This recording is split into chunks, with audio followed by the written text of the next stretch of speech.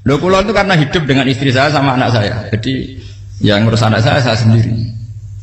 Jarang kula ngurus dalam jarang. Memang itu memang saya punya standar pakai kitab-kitab kados hikam. Saya ini merasa hidup di dunia itu sendiri. Saya tak warai la Allah kana kotar. Imam yang ngarang hikam itu punya resep supaya kamu seneng terus. Liyakil lama tafrahu bihi, mesti yakil lama tahzanu bihi. Usahakan sedikit sekali apa yang bikin kamu seneng, maka akan sedikit sekali yang bikin kamu susah. Jadi misalnya kulo nih, jadi kiai misalnya cari wong, kulo kiai wong alim, jelas nak ngalim ngalim, nak kiai rapati ya, nak ngalimnya jelas. Tapi nak kiai rapati, nah kan kiai tapi orang ngalim. Nah kulo nak darah wong alim malah beli jelas. Nak kiai rapati ya, kulo rapati nurut, tapi aturan masyarakat rapati nopo. Nah sampean kiai tapi orang nopo ngalim. Ya beda. Enggak, ini memang bedanya jauh. Ya mungkin lebih kiai sampean. Cara derdek-derdek dongo meyakinkan sampean. Tapi cara artine dongo piye paham kulo. Lha boten iki nyata, sampe rasa tersinggung. Napa barang-barang napa? Nyata. Nah, kulo sering ditakoki kiai-kiai masalah. Resepnya apa jenis? Kok jenengan ra tau susah dal kita ra tau wiridan atau mau sisip. Resepnya ilmu itu gini kata hikam. Ulama yang kayak hikam tuh pernah ngarang kitab tuh saking syukurnya entah saking angkuhnya terserah ngomentari. Kamu harus yakin bahwa di sisa hidup Anda itu tidak akan maksiat lagi. Sehingga kalau kamu ditakdir maksiat, anggap saja akhiru maksiatin kudirat alika. Anggap itu yang Siapa yang menganggap mohal bahwa dia tidak akan dosa sampai mati, berarti menganggap Tuhan itu lemah. Karena cara berpikir kita kan bayangkan hidup itu 40 tahun lagi. Misalnya saya sekarang umur 40, bayang urip kadang 4 tahun meneh. Sampean misalnya umur selawe, bayang selawe tahun meneh. Sehingga menganggap dalam durasi selawe tahun kok orang maksiat kan mohal. Apalagi sampai sudah tahu maksiat itu bakatem, paham? Ya maksiat itu kelas-kelasan, nak bikin pacaran. Nak wong iso omah ya nakal, nak sing setengah soleh ya berbau proposal ya sesuai kontaknya dhewe-dhewe. Itu kan urusan masing-masing. Ya itu kan urusan masing. Wae wakisabu ala wa, ngene ora ana sing roh wae wakisabu ala. Ngrobongan wali songo, mbok kangen wali songo, mbok golek selisih wawahu napa alam. Sing roh pangeran piyap. Mbok kangen wali, mbok golek selisih margin. Niku pokoke wawahu napa ya itu kan urusan jenengan mbek pangeran to, mboten urusan kula.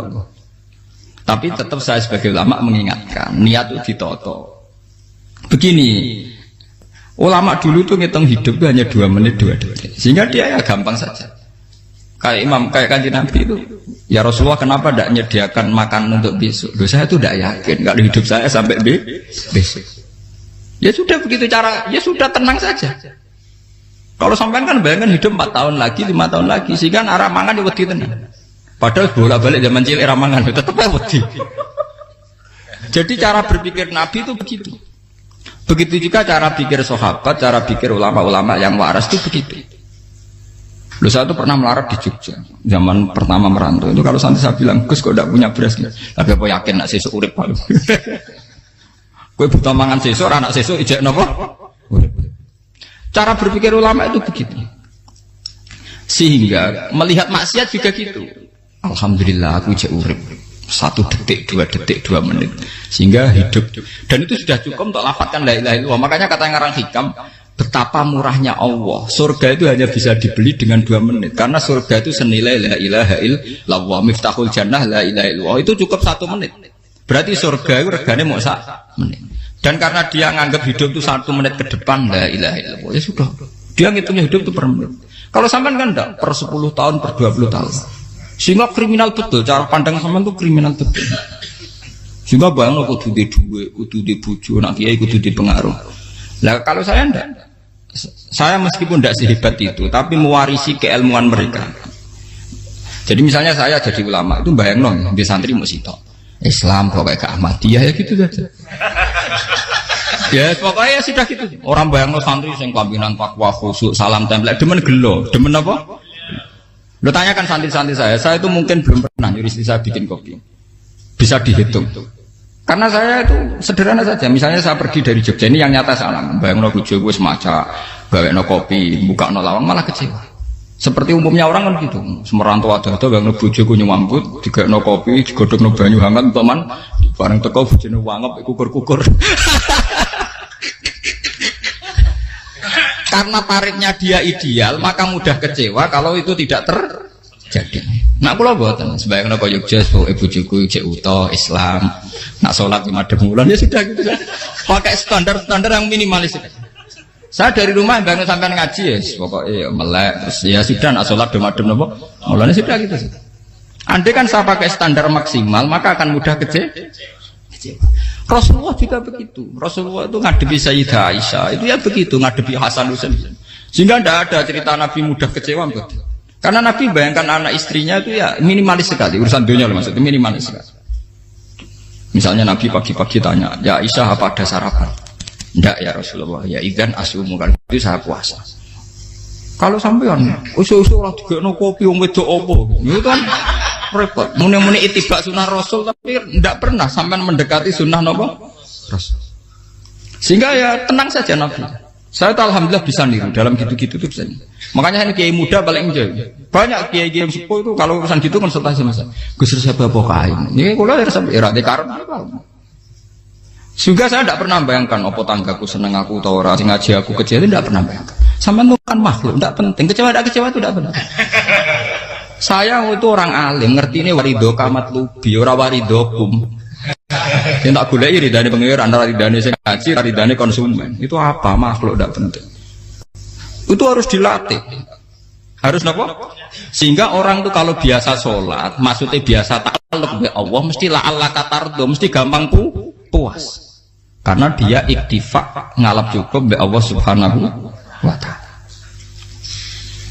Saya sebagai manusia juga sering ditangisi istri. Misalnya saya sering ke Jogja sendirian. Nah ninggalan nopo, ninggalan itu milih pengiran. Misalnya mati ninggalan ya paling aku mau ngapain nih suara. Paling uang nangis gue kegiatan. Bukan apa. Ingin saya bahwa konstitusi ulama itu masih iktimat Allah. Kalau kita kan enggak. Cara berpikir kita ngaji itu ideal sing ono podium, sing ngaji kelaminan takwa kabeh, ketunan kaji kabeh, diluk kabeh. Kita akan pakai standar-standar yang dengan asumsi kita. Padahal Nabi di zaman sugeng al iman hahuna wa yusiru ila qalbihi sadrihi salah. Iman itu urusan hati. Komitmen sampean be Allah Subhanahu wa taala. Nah ini resepnya. Makanya kata hikam liyakillah mata frohubi, mesti yakinlah mata syanubi.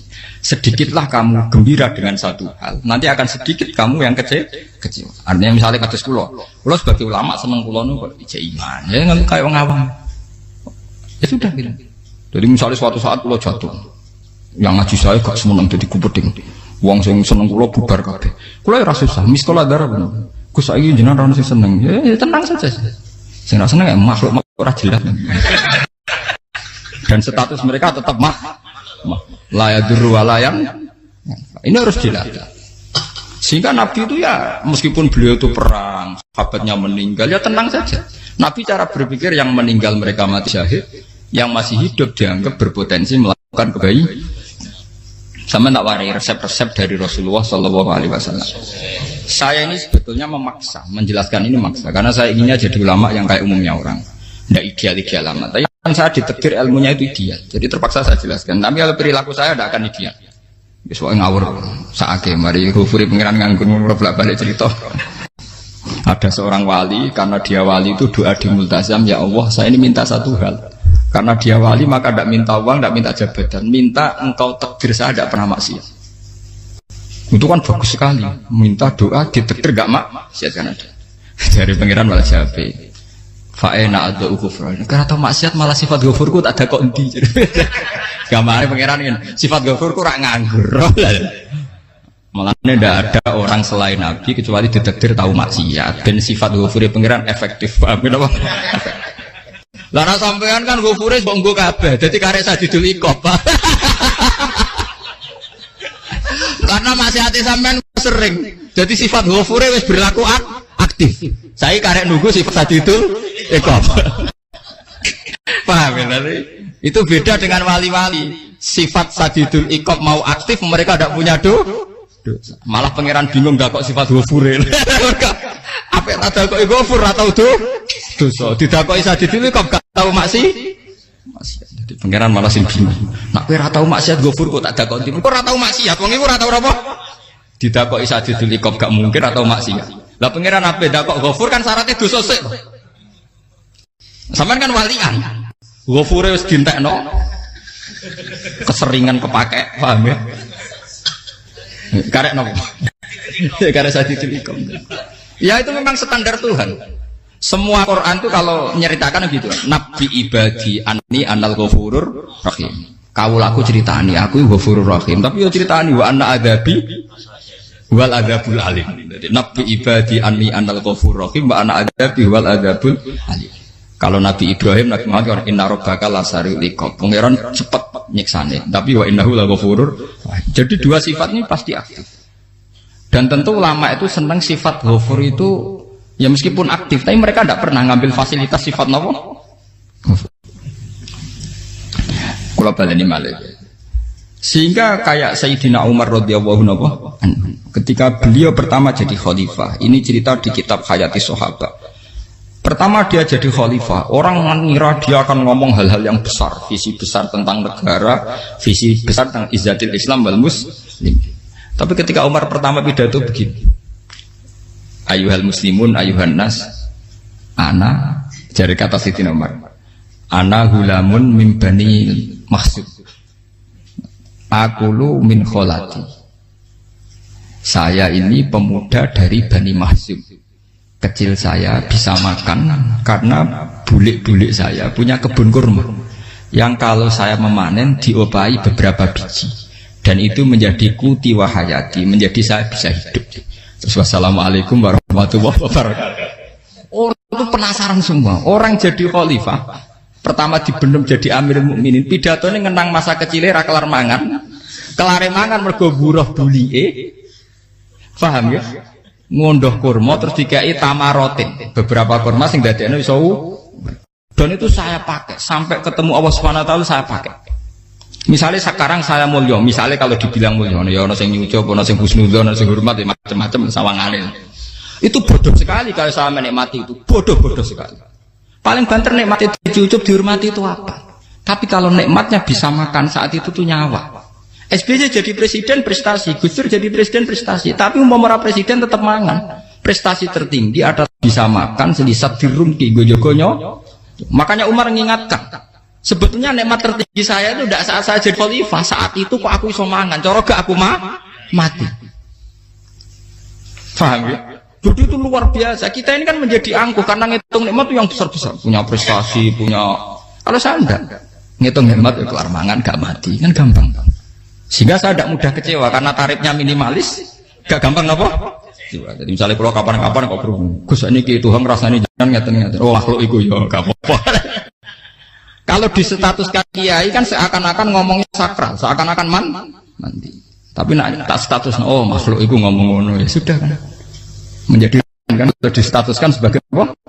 Makhluk. Tentu makhluk statusnya la yadurru wala yanfa. Di sini ini penting orang-orang ahli tauhid tentu tidak punya kesusahan. Innal ladzina qalu rabbuna wa tsummas taqamu. Itu mesti tidak ada kesusahan sama sekali. Misalnya ulama-ulama dulu mau mati ya tenang saja. Mati kedua itu mati paling menantang ya, menyenangkan sekali. Karena mati yang seru itu mati zaman Al-Adam. Misalnya saya kelahiran tahun 70. Tahun 40-50 kan belum ada saya. Itu mati yang sejati karena Al-Adam. Kenapa? Al-Adam tidak ada. Mati yang nanti itu mati yang petualangan. Karena saya mati setelah menyaksikan kekuasaan Allah. Setelah husnudzon sama Allah. Sehingga mati yang menuruti kerinduan. Akan ketemu sang kekasih. Makanya Jalaluddin Ar-Rumi ketika mau meninggal dan orang-orang muridnya nangis, dia marah-marah. Hei murid-muridku, betapa bodohnya engkau. Saat kayak ini yang saya tunggu. Saya sudah menyesal berusaha sampai Allah dat yang tak senang. Aku kecewa waktu makhluk-makhluk koyo kowe. Saiki wis wayahe aku goleki kholik dat sing tak senengi malah mbok tangi. Cek bodone kowe. Saat-saat sing tenteni malah mbok tantang. Betapa aku lamanya menunggu kematian ini. Mergo hidup itu keterpisahanku mbek Allah, kemen ketemu kowe. Malane Jalaluddin Rumilah yang mengistilahkan mati itu malam pengantin. Makanya fal'an awan sirok minkum wa awan wisol habibi. Ini saat yang indah karena ketemu dengan berpisah dari makhluk-makhluk yang tidak penting menuju sama habibi kekasihku. Jadi dia misalkan mati itu malam pengantin. Semenjak istilah itu populer sehingga di Jawa ana ngipi dadi nganten takwilane mati. Itu filosofi sufi, ya filosofi napa? Lah niku tenan. Begitu juga sahabat-sahabat dulu. Bilal mau meninggal, anaknya udah nangis. Bilal lagu ya. Ditanya sama anaknya, kenapa anak-anak kamu nangis? Dan jenengan badhe kapundhut. Aku malah seneng nang mati. Hudan nalqal akhibah Muhammadan wa hisbah. Aku nak urip ketemune mbek kowe terus. Malah nak mati ketemu Nabi Muhammad. Hudan nalqal akhibah Muhammadan wa hisbah. Nah, dengan cara pandang begitu maka hidup itu enjoy saja. Ya saya sebenarnya keberatan pakai kelas ini, keberatan karena saya harus ngulang sampean-sampean itu. Ya makanya potensi kayak saya tentu mengurangi jadwal ketemu. Makanya saya mohon kalau tidak penting itu jangan sungkan. Anggap saja itu bagian dari hormat saya. Ya minimal sampai misalnya di dua saya ketahui gue jajan pentolan enam lah apa mau gue suwan bareng malah repot. Gue ganggu uang anak peleleran pak. Nah misalnya sampai kepentakok hukum, uang nak pinter, hukumnya takokan ya ringan, takok kita tanggam paling bisa. Karena pertanyaan yang ringan tentu ya ringan-ringan saja. Kan? Gak perlu kiai kali ber. Sampai rasa GR, lo pertanyaannya angel Gus gak ada sing iso jawab. Uang nak ralim tahke, ku pertanyaannya ya ora patimu itu. Iku wis kangelan nonton. Ini buat ngenyek tapi podo enak. Podo apa? Makanya kalau latih. Jadi hikam sendiri itu ada manhaj, ada metode. Kalau orang supaya tardo, liyakillah ma tafrahubi, yakillah ma tahzanu. Anak saya itu kalau habis main pulang, itu saya senengnya pol. Istri saya pernah jenengan. Gus, anak mulai senengnya dek piro-piro, anakku gelem mulai ning omahku. Misalnya terus piye. Saya terus anakku lo main mulai itu seneng. Piro-piro anakku mulai ning omahku. Dipanggil anak saya bapak itu senengnya sak boleh. Piro-piro ono sing manggil bapak. Jadi saya pakai standar minimalis sekali. Saya tidak pernah pakai tarif. Dia anak yang ideal dihormati orang. Sampai anakku sujud nih pangeran, ngerti pentingnya mau tasbih. Makanya anak saya tak namakan tasbih semua. Itu ya sudah selesai. Saya tidak pernah bayangkan anak saya jadi kayak besar dihormati jemput. Mari gampang kecil. Ya, sekolah kan Sayyidina Umar. Saya pemuda dari Bani Mahzum. Yang kecilnya bisa makan karena buruh bulikku. Akal tuh tamarot. Wah itu saya baca tuh nangis betul. Betapa hebatnya Sayyidina Umar. Mengingatkan ulang bahwa nikmat tertinggi itu ya makan karena makan kaitannya nyawa. Orang jadi bupati enggak jadi bupati tetap makan. Jadi kalau ngantin saya tarifnya minimalis sekali. Oh, kalau orang sudah makan gitu lah Allah kata mudah sekali. Tapi kalau sampai tarifnya ideal harus di mobil kudu sangune akeh. Mosok gue mobil gak sanggup akeh. Barang gue sanggup akeh kudu gue penderek. Mosok kiri lunga juga kok tanpa apa? Penderek. Nang penderek maju. Mosok ora kena dikeloli jadi malah repot. Akhirnya gue wong ayu. Harus selingkuh dijari sing we. Itu perkara meneh. Mau ruwet nuruti tahapan-tahapan duniawi makanya resep kalau ingin itu kan sholat, maksudnya sholat itu dihayati secara tauhid ya, dihayati secara tauhid. Misalnya innal sholati wa nusuki wa mahyaya wa mamati lillahi rabbil alamin. Itu akan pasti Allah katar, pasti mudah melihat alam ini ridho. Ini satu sekelumit ya, di resep orang ulama yang saya meniru beberapa di kitab Hayati Sahabat, di kitab Hikam dan meniru terutama ya, semuanya sanad dari Rasulullah Shallallahu Alaihi Wasallam. Makanya suatu saat Nabi itu kagum. Abdullah bin Mas'ud itu jalan dan dikawal oleh beberapa malaikat. Terus Nabi itu heran. Ya kenapa itu selalu mengawal kamu? Kata Abdullah bin Mas'ud, ya Rasulullah, inilah akhtu khutwatan, illa wa azunnu alla akhtu wa ukhra. Wa ma akaltu luqmatan, illa wa azunnu alla alqamu ukhra. Saya itu tidak pernah melangkah, kecuali saya tidak pernah yakin apa betul saya bisa melangkah lagi. Jadi perlangkahnya itu dia iktimat Allah. Dan saya tidak pernah mengunyah satu kunyahan kecuali saya tidak yakin apa betul saya bisa mengunyah lagi. Setiap kunyahnya tetap semuanya berada Bismillah. Semua itu atas nama pertolongan atas kata Rasulullah. Orang kakak andikan saya ada nabi terakhir itu jadi nabi. Jadi kemana? Makanya dulu Nabi itu sering ngendikan, adekan orang-orang kayak gitu itu ada nubuah, tentu mereka punya derajat napa? Nubuah. Jadi tidak jadi nabi tapi punya derajat napa? Nubuah. Lah orang yang cara berpikir gitu tentu tidak khawatir apa yang hilang dari dirinya karena dia berkontrak dengan Tuhan hanya per menit per detik. Jika mempunyai resep al-mu'min yusiru sana Allah ayakuna li nafsi dzakiron. Seorang mukmin yang sejati tentu kontraknya dengan Allah Subhanahu wa taala dan dia tidak pernah ingat dirinya sendiri. Kayak sampai napas umat tapiil. Allahu akbar, Allah Maha Besar, subhanak. Selalu ana wong ngrasani termasuk lali utange barang iku. Tapi yang jelas kan menjadi enjoy dengan dirinya sendiri. Paham ya? Menjadi enjoy dengan dirinya. Karena dia tidak sering punya kontrak dengan makhluk. Nah ini maksudnya Allah apa? Janganlah Allah kata kamu pandang. Apa nak sholat terus kabul kajati? Apa nak sholat terus untuk duit ya bar. Karena cara pikir iso aja nak duit ya. Duit ya. Dan ini resep ya, dan resep ini dari ulama-ulama yang istinad ila Rasulullah Shallallahu Alaihi Wasallam. Karena kalau Nabi itu memang cara pandang. Aisyah itu pernah ditanya, ya Aisyah, saya ini ingin makan, apa yang dari sahabat ini masih? Wah ya Rasulullah sudah habis karena tak kasihkan tetangga. Itu Nabi tidak marah-marah, malah bilang, kamu benar Aisyah. Biru yang kamu kasihkan tuh yang masih. Karena daging dipangan dewe kadang nuruti nafsu. Nak dikekno wong sudah kau nuruti perintah pengen. Jadi Kanjeng Nabi beneran Aisyah daging ijek. Mongko ana tiyang kok malah ijek. Sing mbok sudah kok malah sing ijek. Cara berpikir Nabi itu begitu. Tapi tahu-tahu disederhanakan sunnah Nabi serbanan. Lah itu kan ya memang itu bagian dari sunnah Nabi, tapi sunnah seharga 10.000. Paham ya? Dia monggo mawon sampean sunnah Nabi serbanan gitu, tapi itu sunnah yang bisa dibeli dengan murah. Hakikatnya sunnah Nabi itu rata-rata bentuknya perilaku. Napa? Sampean delok dawuh Aisyah tengene tiba berjanji, kana khuluquhul Qur'an wa shimatuhul ghufran yansahu lil insan wa yafsahu fil ihsan wa ya'fu 'anil dzambi idza kana fi haqqihi wa sababi. Kana khuluquhul Qur'an, Nabi ku akhlak dasare wis kaya Quran plek. Urusane akhlak. Wasimatuhul ghufron, ciri utama sifatnya Nabi gampang nyepuro. Yansahu lil insan, dan Nabi punya niat baik pada seluruh manusia. Wa yafsahu fil ihsan, sering melakukan ihsan. Dan sunnah Nabi ngoten kan luwih sering kula Quran ya wis hafal mulang.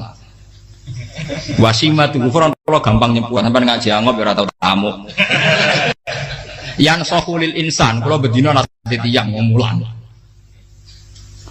Wayah sahufil ihsan tak gawe gampang. Kula mulai ora tau. Itu sakmene kudu podium kudu wong dilo ya ora.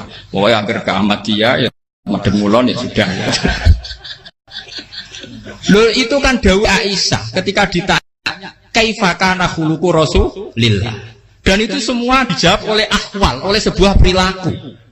Ndak ada Aisyah jawab nganggo atribut. Oh Nabi itu jubahan serbanan, tidak ada itu. Memang itu sunnah ya, satu itu sunnah kan, jangan salah paham ya. Tapi itu sunnah yang tidak dijawab oleh Aisyah. Sunnah yang sampean jawab sendiri, paham? Aisyah yang istrinya Rasulullah ketika ditanya kaifa kana khuluqu Rasulillah, beliau jawab kana khuluquhul Qur'an wa simatuhul ghufran yansahu lil insan wa yafsahu fil ihsan. Semuanya akhwal wa ya'fu 'anil dzambi idza kana fi haqqihi wa sababi wa idza dia haqqu wa lam yakun li ahadi marra'ahu badihatan haba wa idza ta'ahul miskinu ajaba yaqulul haqqa walau kana murra wa la yutmiru lil muslimin hisau wala. Semuanya itu akhwal, satu perilaku sosial. Saya mengakui kalau serbanan sunat. Ya saya ngakui. Tapi sunnah wis karena saya mewakili yang akhwal tadi yang apa? Lah mungkin untuk sampeyan monggo kalau untuk ngisi sunnah. Tapi mbok ya adil itu. Ini bukan kritik mboten nggih. Yang meyakini serban sunat kan sudah banyak dan itu bagus. Tapi cobalah juga meyakini ahwalu Rasulillah. Makanya man sanna sunnatan itu rata-rata ulama maknani siapa yang ikut sunnahnya Nabi. Rata-rata ulama nafsir ahwalu Rasulillah wa af'alu, perilaku sosial Rasulullah. Makanya terusannya wa idza ja'ahul miskinu ajaba. Kalau dipanggil orang miskin ya datang. Ya maksudnya ada harus orang miskin manggil pas resepsi kawin boten. Misalnya ana wong melarat kuwi di sepeda motor, wong melarate yo ngeteroni puskesmas ya mbok terno. Wong melarat lara yo nukono misale apa minyak kayu putih mbok tekani. Ora kok ngerti-ngerti mbok musan walimatul urus sing wajib piye. Payah. Lho lan wajal miskin aja pe ora ana hadise urusan walimatul urus mboten. Kalau orang miskin manggil ya dalam riwayat hadis ya Nabi sering dipanggil orang miskin. Ya Rasulullah, mbok datang ke rumahku, ada apa? Terus ya Nabi, saya tuh ingin rumahku sing elek jenengan nanti salat teng mriku. Ya Nabi datang ya salat saja ya ora jaman. Fi ayyi makanin aradta an usolliya fi. Kamu di tempat mana kamu seneng salat teng mriki ya Rasulullah. Ya Nabi salat. Sing ngundang ya waras pisan. Kenangan mek Nabi kok mae dienggo salat Nabi. Ambean tahu tanggung kiai kon salat. Kon promosekno anakmu iku paham. Kiai dongakno ke kersane ketampi PNS. Padahal kiai ini dhewe anak era PNS. Kalau dulu kan sahabat ngundang Nabi itu ya gitu. Ya Rasulullah, saya itu ingin sekali engkau sholat di rumahku. Fa'takhidahu musollan. Kemudian tempat yang pernah engkau sholati mau tak pakai musola pribadi. Makanya masjid kiblat itu rumahnya sahabat. Karena dulu Nabi pernah sholat di satu tempat. Adalah ono perintah tahlilul kiblat itu di rumahnya sahabat.